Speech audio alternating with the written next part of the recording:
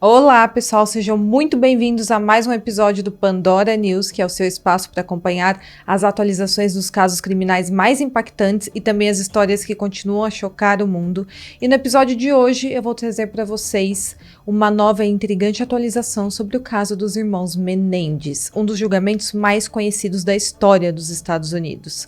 O Lyle e o Eric Menendez se tornaram o foco das notícias do mundo criminal após serem condenados por terem tirado a vida dos próprios pais, o José e a Kitty Menendez, e isso aconteceu em 1989. O crime abalou não apenas a alta sociedade de Beverly Hills, onde eles moravam, mas o mundo inteiro. Durante os julgamentos, os irmãos alegaram terem sido vítimas de abusos físicos, emocionais e sexuais, criando um intenso debate sobre as motivações por trás deste crime, e décadas se passaram, porém o interesse por esse caso nunca morreu. E agora, com a nova série da Netflix, novas evidências e revelações surgiram sobre este caso, reacendendo o fogo dessa história. Então vamos explorar o que há de novo neste caso, como isso pode impactar o futuro dos irmãos Menendez e também o sistema judiciário americano como um todo. Mas antes de entrarmos nesses detalhes, já aproveita para deixar o seu like aqui para mim, também se inscrever no meu canal. O seu apoio é fundamental para que eu possa continuar trazendo conteúdos novos para vocês sobre os casos criminais mais misteriosos e fascinantes, e claro, ative o sininho para receber todas as notificações e ficar por dentro de cada atualização. Estamos postando vídeo todos os dias e hoje teremos um episódio especial do Pandora Cast, então volta aqui mais tarde às 6 horas, vai ao ar o nosso Pandora Cast com uma entrevista com o Ricardo Feltrin. Então, sem mais demoras, vamos entender o que está por trás dessas novas descobertas e o que pode estar mudando a trajetória dos irmãos Menendez. E vamos para a notícia agora. E a notícia de hoje é sobre como a nova temporada da série Monster da Netflix pode ter impactado o judiciário dos Estados Unidos. Acontece que mês passado foi lançada a nova temporada e focou no caso dos irmãos Menendez. E com isso fez muito sucesso e o caso voltou ao debate público. E o foco de toda essa série e também desse caso é a condenação controversa desses irmãos. Para quem não sabe, esses dois irmãos tinham pais muito ricos e eles moravam em Beverly Hills. O pai deles, o José Menendez, fundou a Live Entertainment e trabalhava ali na indústria do entretenimento e também antes disso trabalhou na indústria da música. E com tudo isso, ele se tornou um homem muito rico. Porém, em contrapartida, em casa, ele era extremamente agressivo e dominador com seus dois filhos. E a mãe dos meninos fazia tudo o que o marido queria.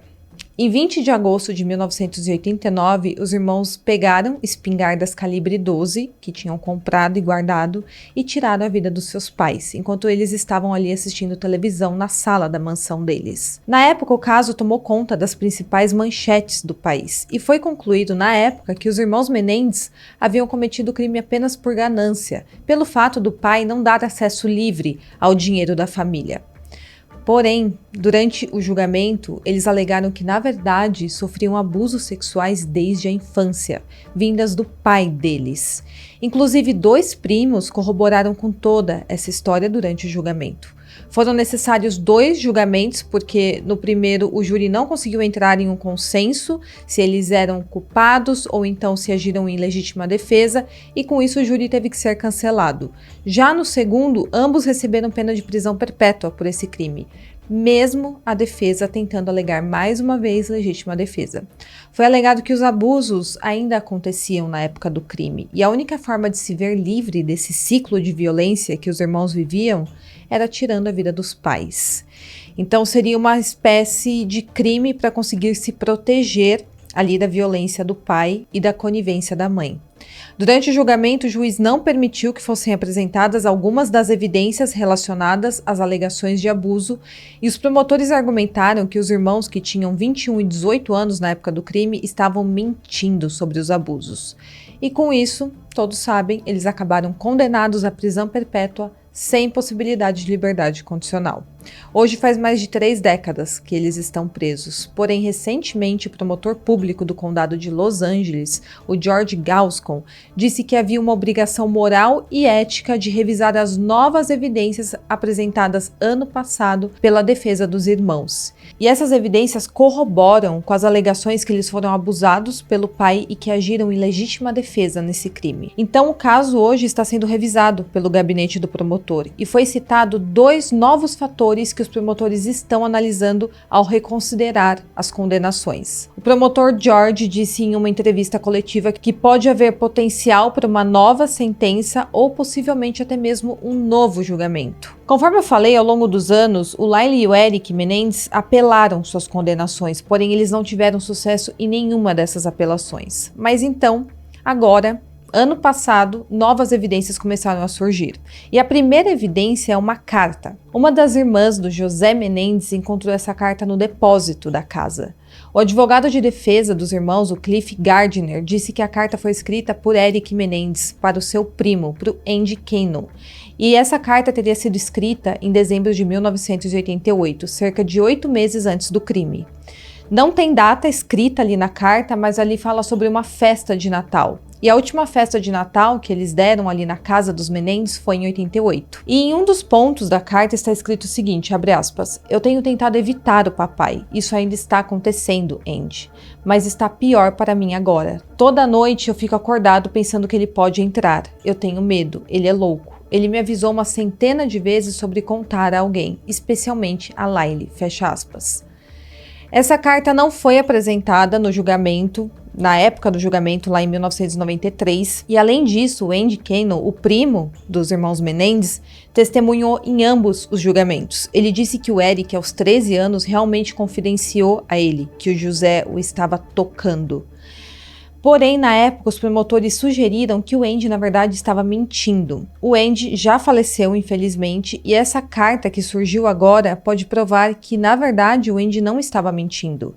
Mas essa carta é só o começo, tem mais coisas aí. Mais evidências surgiram que apoiam ainda mais as alegações de que os irmãos foram abusados pelo pai. Um homem chamado Roy Roselio se apresentou alegando que também foi abusado por José Menendez.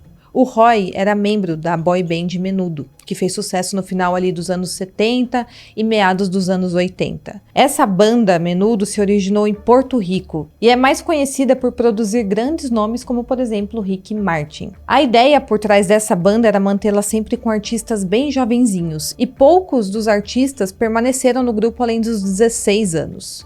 E sempre quando eles atingiam ali uma idade mais avançada, eles eram substituídos por pessoas mais jovens. E o José Menendez foi quem ajudou a lançar esse grupo, porque ele estava trabalhando na gravadora que assinou um contrato de gravação com a banda. Então agora esse ex-membro da banda Menudo, o Roy Roselio, que hoje tem 54 anos, fez uma declaração juramentada que foi arquivada no ano passado.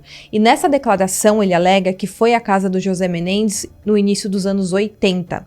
A pedido do então empresário da banda, chamado Edgardo Dias. O Roy teria entre 14 e 15 anos nessa época.